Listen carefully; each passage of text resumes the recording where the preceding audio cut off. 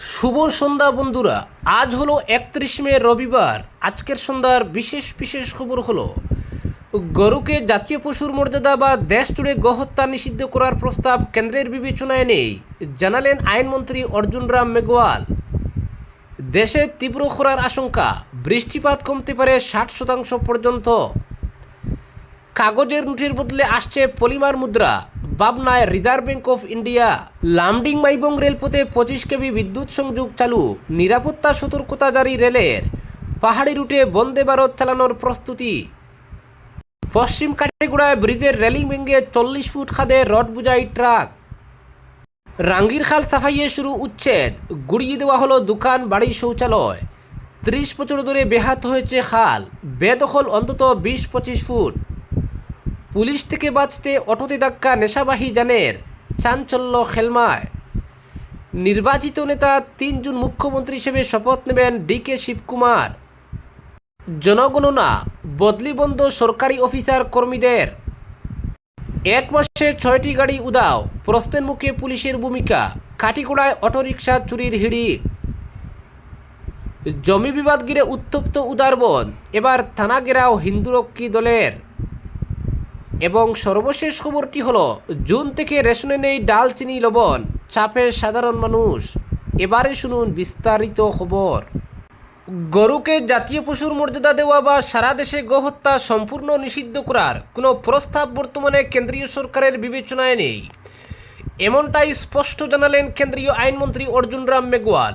এক সাক্ষাৎকারে তিনি জানান, বিভিন্ন সংগঠন ও ব্যক্তি দীর্ঘদিন ধরেই গরুকে জাতীয় পশু ঘোষণার দাবি এবং দেশব্যাপী গোহত্যা নিষিদ্ধ করার আবেদন জানিয়ে আসছেন।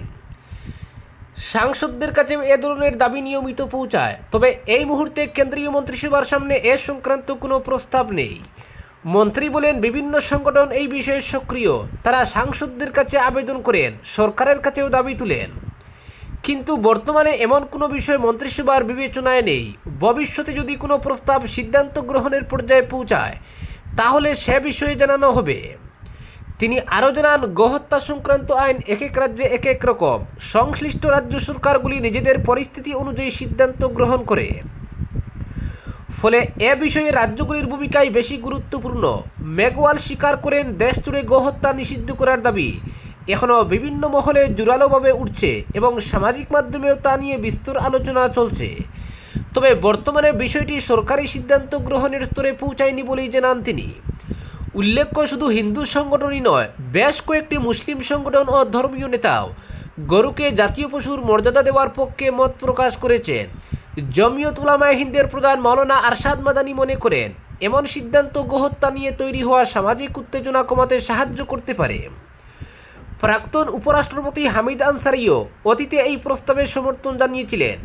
তার মতে, গরুকে জাতীয় পশুর মর্যাদা দিলে যদি দীর্ঘদিনের বিতর্কের সমাধান সম্ভব হয় তবে তা বিবেচনা করা যেতে পারে। অল ইন্ডিয়া মুসলিম পার্সোনেল ল বোর্ডের কার্যনির্বাহী সদস্য মাওলানা খালিদ রশিদ ফারঙ্গি মহালিও গরুকে জাতীয় পশু ঘোষণার দাবিকে সমর্থন করেছেন। পরবর্তী খবরটি হলো, শিলচরের রাঙ্গির খাল ও লঙ্গাই খালের আবর্জনা সাফাই এবং খনন প্রকল্পের কাজ শুরু হয়েছে গত কিছুদিন ধরে। প্রকল্প বাস্তবায়নে কাছাড় জেলা প্রশাসনের উদ্যোগে এবার শুরু হয়েছে উচ্ছেদ অভিযান। অভিযান চালানো হয়েছে শিলচর আশ্রম রোডের সানলিট হসপিটাল পয়েন্ট থেকে, মূলত রাঙ্গির খালের রাস্তার দুপাশ সহ খালপাড়ে। প্রশাসনের উচ্ছেদে জেসিবি লাগিয়ে গুড়িয়ে দেওয়া হয়েছে খালপাড় দখল করে দীর্ঘদিন ধরে রমরমিয়ে চলা শৌচালয়, দোকানপাট সহ কিছু বাড়িঘর।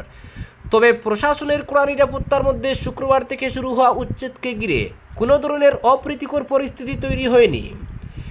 রাজ্য সরকারের জল সম্পদ বিভাগের উদ্যোগে গত 24 মার্চ থেকে শুরু হয়েছে রাঙ্গির খাল ও লঙ্গাই খালের আবর্জনা সাফাইয়ের কাজ। এর জন্য জল সম্পদ বিভাগ থেকে বরাদ্দ হয়েছে 3,15,00,000 টাকা। সাফাইয়ের কাজ শুরু হয়েছে প্রথমে লঙ্গাই খালে, সোনাই রোডের আপনজন পল্লী পয়েন্ট থেকে। কাজ শুরু হওয়ার পরই জল সম্পদ বিভাগ থেকে কাছাড়ের জেলাশাসককে চিঠি দেওয়া হয়েছিল খালপাড় জবরদখল মুক্ত করে দিতে। শুক্রবার থেকে এতেই সাড়া দিয়েছে জেলা প্রশাসন সহ পুলিশ বিভাগ। ইতিমধ্যে উচ্ছেদ অভিযান চালিয়ে সানলিট হসপিটাল পয়েন্ট থেকে 100 মিটার পর্যন্ত যাওয়া হয়েছে। এতেই দেখা গেছে রাঙ্গির খালের দুই পাড়ে কম করেও 15 থেকে 20 ফুট অংশ দখল করে বাড়িঘর, দোকানপাট, শৌচালয় বানিয়েছেন সাধারণ মানুষ।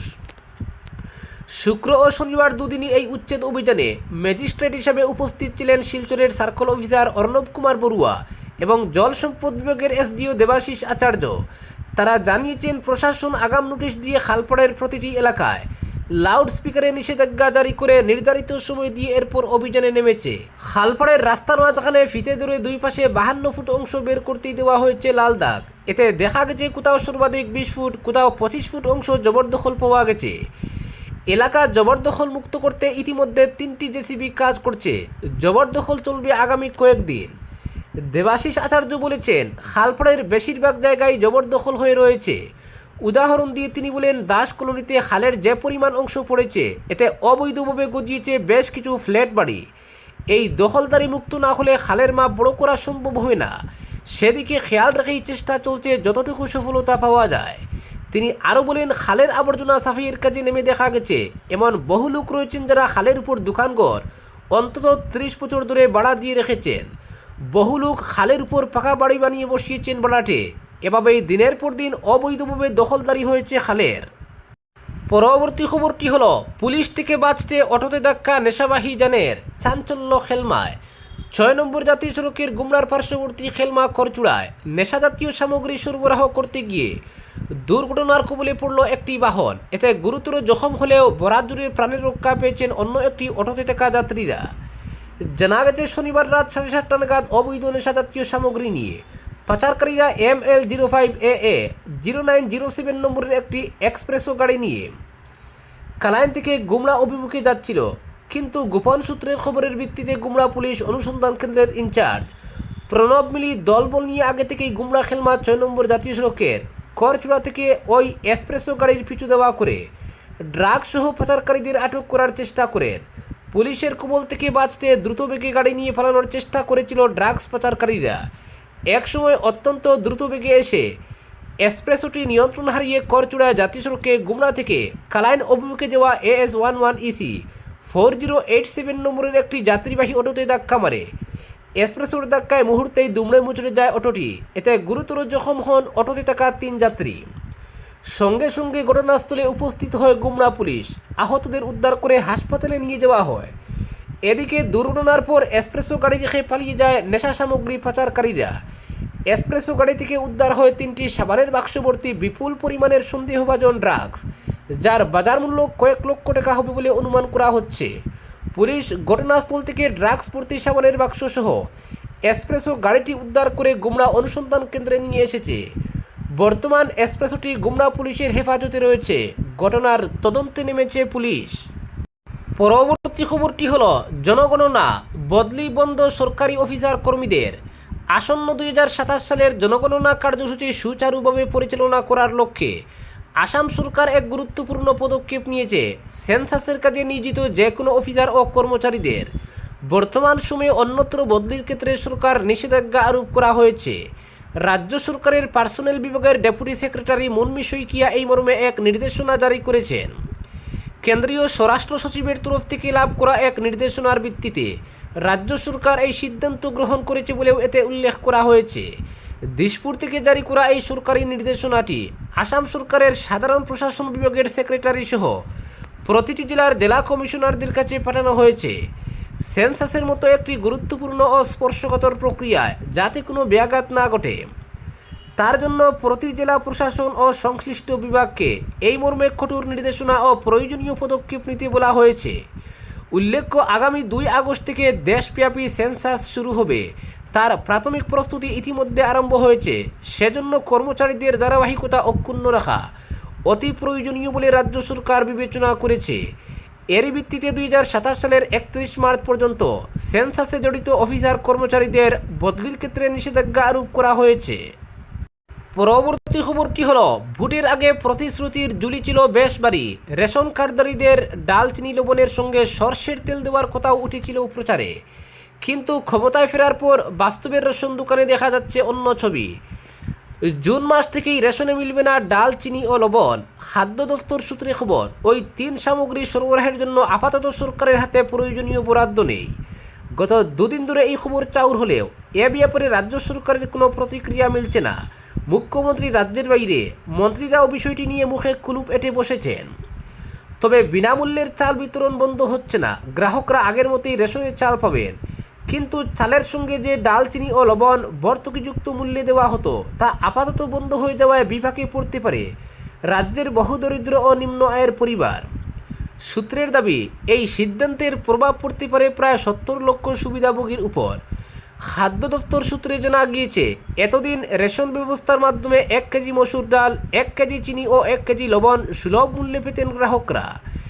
মাসের বাজার সামলাতে অনেক পরিবারের কাছেই এই সামান্য সহায়তা ছিল গুরুত্বপূর্ণ, কিন্তু বরাদ্দ না থাকায় জুন থেকে সেই যোগান বজায় রাখা সম্ভব হচ্ছে না।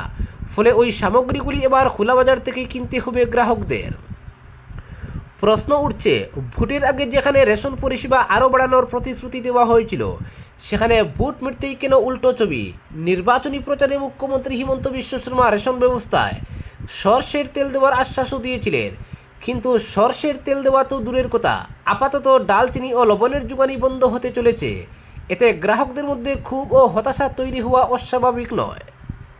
পরবর্তী খবরটি হলো, কাটিগড়া থানা এলাকায় যেন বেপরোয়া হয়ে উঠেছে অটোরিকশা চুরচক্র। 1 মাসেরও কম সময়ে অন্তত 6টি অটোরিকশা চুরির ঘটনায় সাধারণ মানুষের মধ্যে চরম আতঙ্ক ও ক্ষোভের সৃষ্টি হয়েছে। ধারাবাহিকভাবে চুরির ঘটনা ঘটলেও এখন পর্যন্ত একটি গাড়িও উদ্ধার না হওয়ায় পুলিশের ভূমিকা নিয়েও প্রশ্ন উঠতে শুরু করেছে। সর্বশেষ শুক্রবার গভীর রাতে কাটিগড়া থানার অধীন সিদ্ধেশ্বর 2য় খণ্ড এলাকার বাসিন্দা মুহিবুর রহমানের পেট্রোল চালিত অটোরিকশা চুরি হয়ে যায়। পরিবার সূত্রে জানা গেছে, প্রতিদিনের মতো শুক্রবার সন্ধ্যায় তার পুত্র অটোরিকশাটি পার্শ্ববর্তী আব্দুর রশিদের বাড়িতে রেখে আসেন, কিন্তু শনিবার ভোরে গাড়িটি নিতে গিয়ে দেখা যায় সেটি আর সেখানে নেই। সম্ভাব্য সব জায়গায় খোঁজাখুঁজির পরেও কোনো সন্ধান না পেয়ে কাটিগড়া থানায় লিখিত অভিযোগ দায়ের করা হয়েছে। চুরির ঘটনায় দিশেহারা হয়ে পড়েছেন মুহিবুর রহমান ও তার পরিবার। কান্নাজড়িত কণ্ঠে তিনি বলেন, এই অটোরিকশাটাই ছিল আমাদের পরিবারের একমাত্র আয়ের উৎস। অনেক কষ্ট করে ঋণ নিয়ে গাড়িটি কিনেছিলাম, এখন গাড়ি হারিয়ে পরিবার নিয়ে অনিশ্চয়তার মধ্যে পড়ে গেছি। প্রশাসনের কাছে আমার আবেদন, দ্রুত গাড়িটি উদ্ধার করা হোক। স্থানীয়দের অভিযোগ, গত 1 মাসে কাটিগড়া থানার বিভিন্ন এলাকায় একের পর এক অটোরিকশা চুরি হলেও কার্যকর কোনো সাফল্য চোখে পড়ছে না। একটি গাড়িও উদ্ধার না হওয়া এবং চোরচক্রের কাউকে গ্রেফতার করতে না পারায় মানুষের মধ্যে ক্ষোভ বাড়ছে। অটোরিকশা চালক ও মালিকদের অনেকেই প্রশ্ন তুলছেন, যদি একটি নির্দিষ্ট এলাকায় বারবার একই ধরনের অপরাধ সংঘটিত হয়, তবে অপরাধীদের শনাক্ত করতে এত বিলম্ব কেন? সচেতন মহলের মতে, এই ধারাবাহিক চুরির পেছনে সংঘবদ্ধ চক্র সক্রিয় থাকার আশঙ্কা উড়িয়ে দেওয়া যায় না, অথচ তাদের বিরুদ্ধে দৃশ্যমান অভিযান বা কঠোর পদক্ষেপের খবর না থাকায় সাধারণ মানুষের নিরাপত্তা নিয়ে উদ্বেগ আরও বাড়ছে। বিশেষ করে যেসব পরিবারের জীবিকা সম্পূর্ণভাবে একটি অটোরিকশার উপর নির্ভরশীল, তাদের কাছে এমন চুরি শুধু সম্পদ হারানো নয়, বরং জীবিকার পথ বন্ধ হয়ে যাওয়ার শামিল। 1 মাসে অন্তত 6টি অটোরিকশা চুরির ঘটনা কাটিগড়ার আইন শৃঙ্খলা পরিস্থিতি নিয়ে নতুন করে প্রশ্ন তুলেছে। আজকের বিশেষ সংবাদ এখানেই সমাপ্ত।